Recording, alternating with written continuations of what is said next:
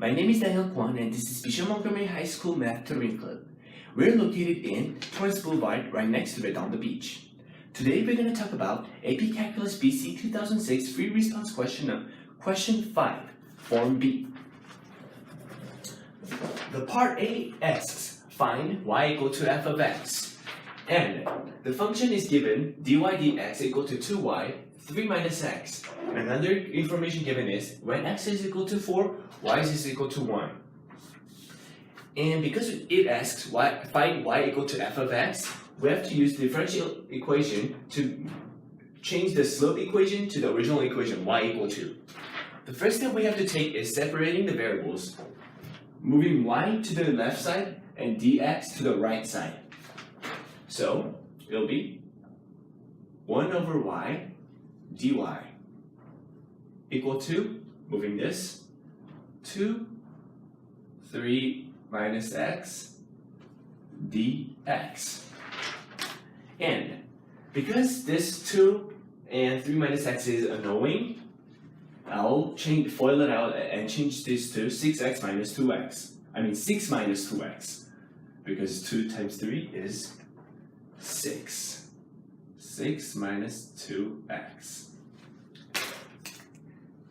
And for not confusing, I'll make parentheses. So, because y is with dy and x is with dx, we are able to integrate this. In other words, antiderivative. So, after doing this, you will see ln, and do not forget to write absolute value. Because you don't know if this is negative or positive yet. So you have to put, or you must put absolute value. Equal to, if we integrate this, it'll become 6x minus x squared, and never forget plus c. And the question asks, find the y equal to, so we must find c to make the original function, and luckily they gave us when x is equal to 4, y is equal to 1. So when I plug in 1 here, so I will write here, when I plug in 1 here, it becomes 0 because y is equal to 1. And when ln1 equal to 0. And 6 times 4 equals to 24 minus 4 times 4 equal to 16 plus c. So if we do this, it'll become 8. So moving this side, it'll be negative 8 equal to c. So we know now that c is equal to negative 8. Okay, now after solving for negative 8 for c, everything is done. Because we have to solve for y, remember, when you see ln and make it to y, you just need to exponent it, if that is the correct word. So after we put e at the bottom, e and ln cancels out, and this becomes y.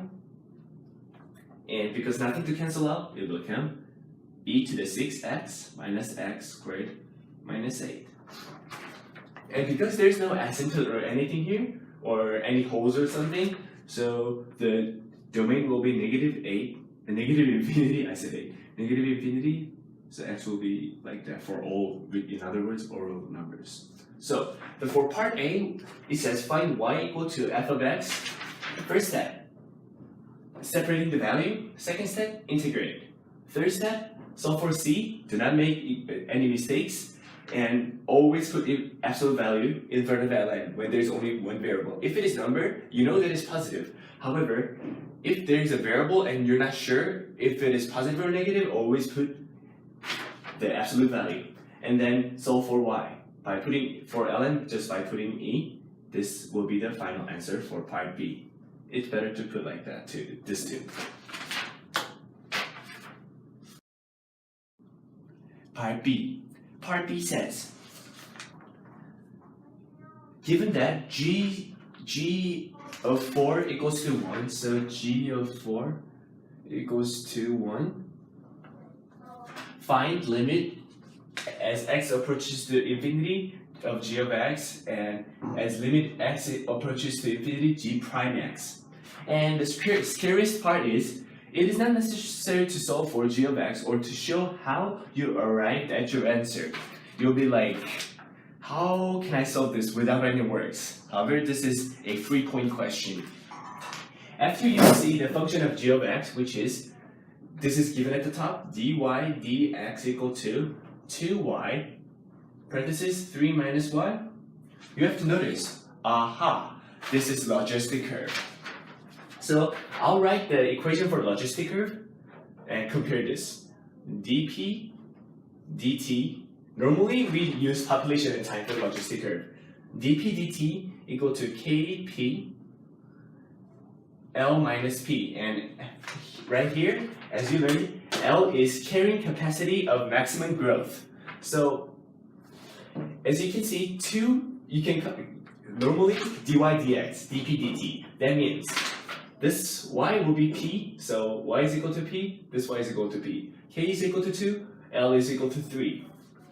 Everything is done. I will try to graph this function according to logistic curve.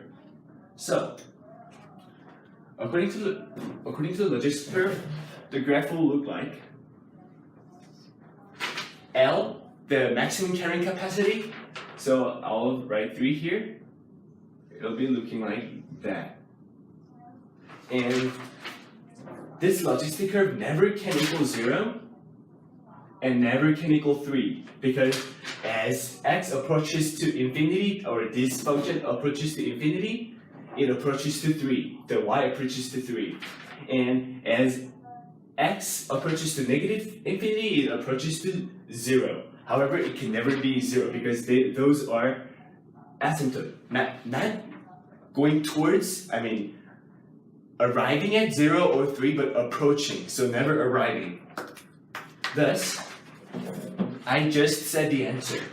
As the function approaches infinity, which is x approaches infinity, the function g of x approaches 3. So, the answer for limit x approaches to infinity, g of x equal to 3. So, by looking at this, seeing, oh, there are two same letters for y. And it says limit approaching, you have to right after think, oh, it is logistic curve, and you have to make this graph if necessary for yourself and notice it, where it is approaching. Look for L, which is this, which is the carrying capacity, the maximum of carrying capacity. Now, the next part is this, g prime x. What does g prime x mean? It is slope of g of x. Another easy one. This is 3-point. So yeah, this is 3-point. As x approaches 0, infinity, the g of x approaches 3. However, how does slope look like? It will go like that, and later look like a straight line, which is 0. So the answer for this is 0.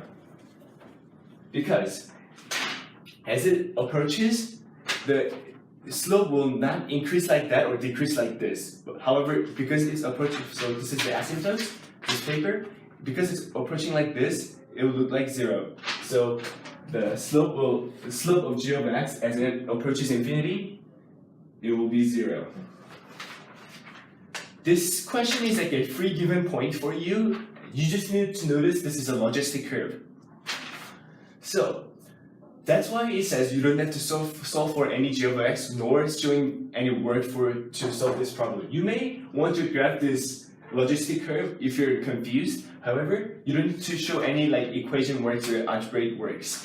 You will just get it by solving for L and seeing, oh, as x approaches to infinity, the slope approaches to 0. Part C.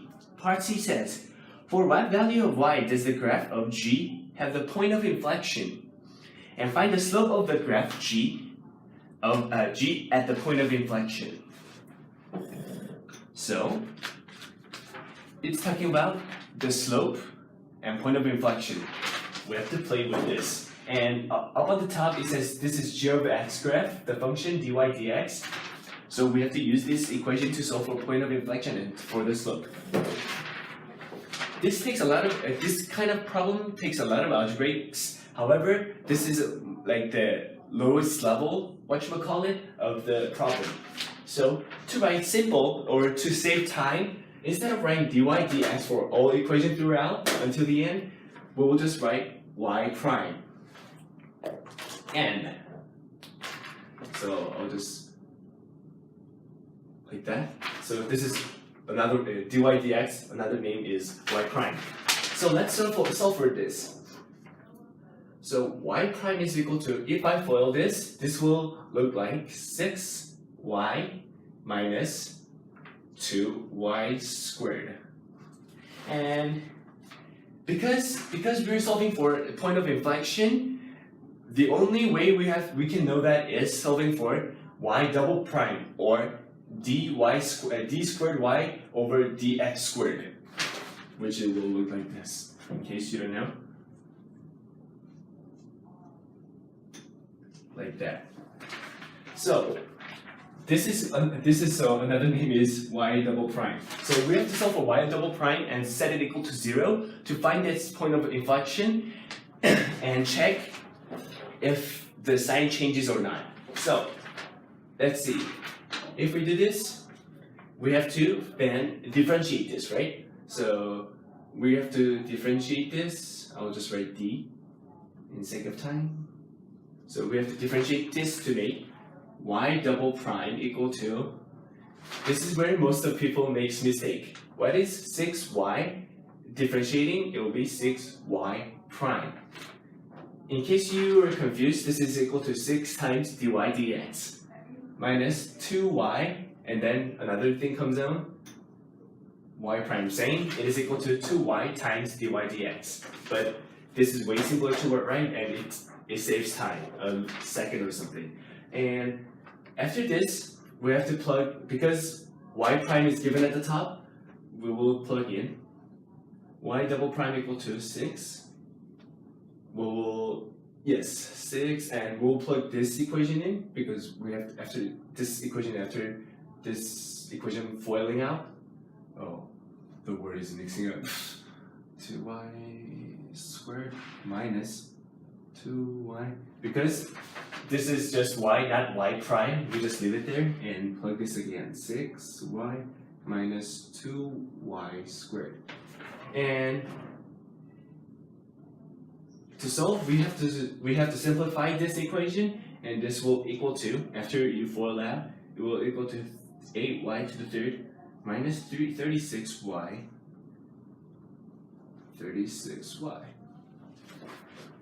So how did I get this equation? Simple, just FOIL this out and solve for y.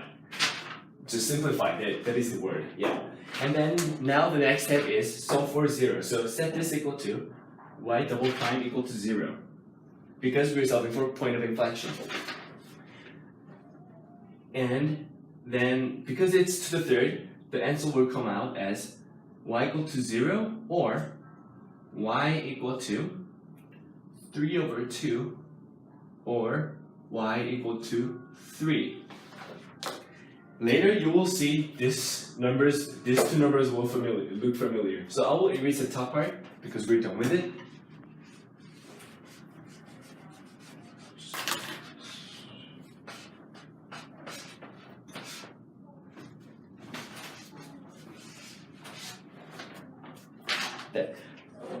In case, for you to understand better, the reason why we're solving for 0 at the point of inflection is because when the y double prime function touches 0, then it is maximum point or minimum point at y prime graph, the slope graph. And when y double prime touches 0, it is same as point of inflection at y equal to the original function graph.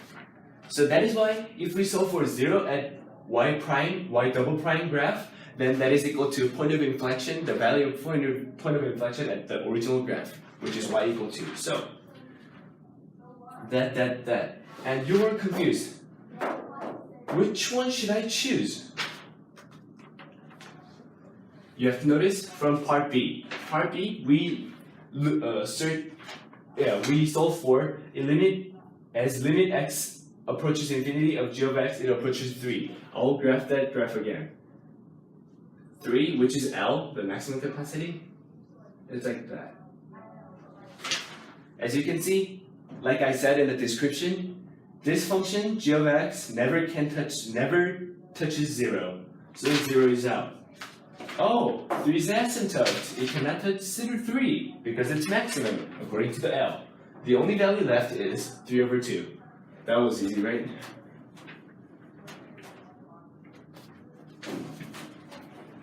So, the only available value for this answer is y equal to 3/2. And everything is done. So, the first part is what value of y does the graph G have the point of inflection? Y equal to 3/2. Never forget, for being the point of inflection, it has to change sign on the graph. So you have to, after solving for this, you have to set this graph